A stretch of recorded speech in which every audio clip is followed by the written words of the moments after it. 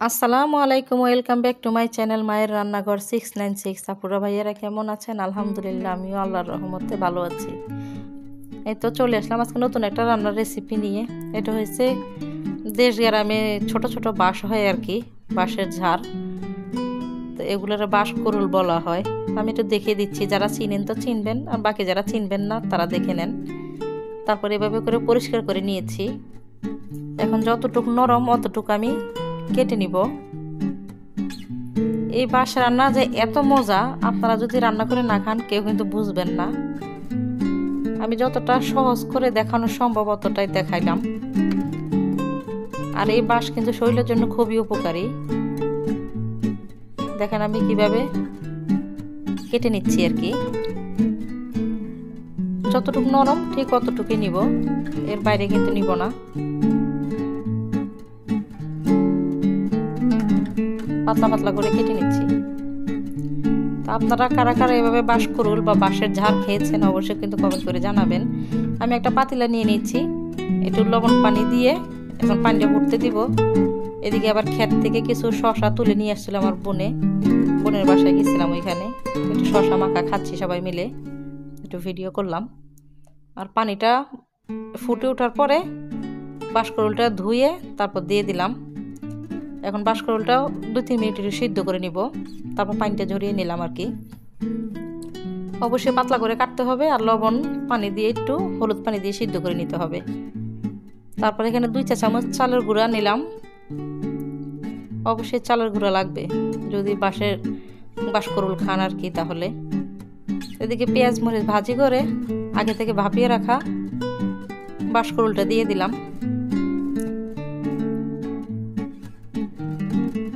আর এদিকে যে চালের গুঁড়াটা আছে ওইটা একটু পানি দিয়ে গুলে রাখবো, এটা পরবর্তীতে লাগবে। বাঁশ কুরুলটা কিন্তু হালকা একটু তিতকুড়ি ভাব হয় আর কি, হালকা একটু তিতা তিতা লাগে, তাই চালের গুঁড়োটা দিলে আর তিতা লাগবে না। আর এখানে ভাজি করতে হলুদ মরিচ লবণ, তারপর ধনিয়ার গুঁড়া জিরার গুঁড়া যা যা লাগে সব কিছু দিয়ে দিলাম আর কি। আর এখানে 2টা ডিম ভেঙে দিচ্ছি। ডিমটা দিয়ে ভাজি করলে আরো বেশি মজা লাগে।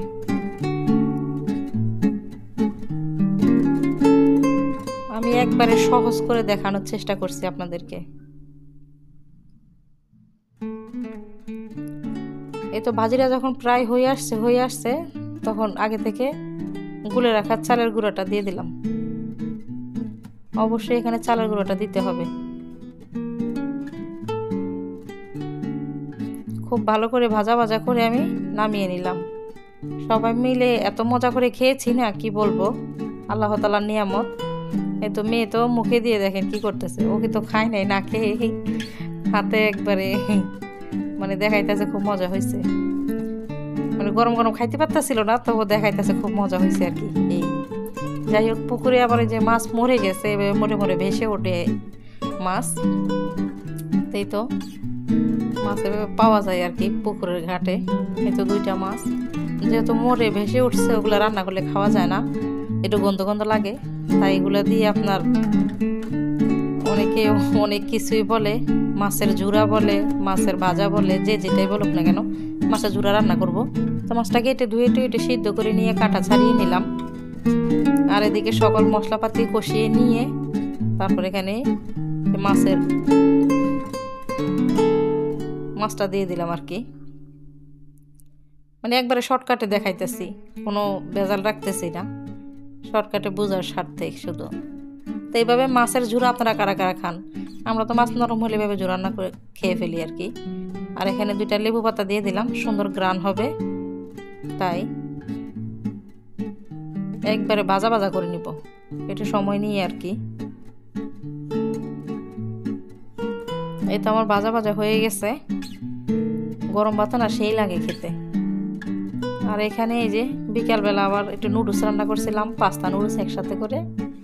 আর এখানে যে আলুর চিপস, মেয়ে ভাত ছিল। তো আজকে এই পর্যন্ত, সবাই ভালো থাকবেন, আল্লাহ হাফেজ, আসসালামু আলাইকুম। খেতে চলে গেলাম।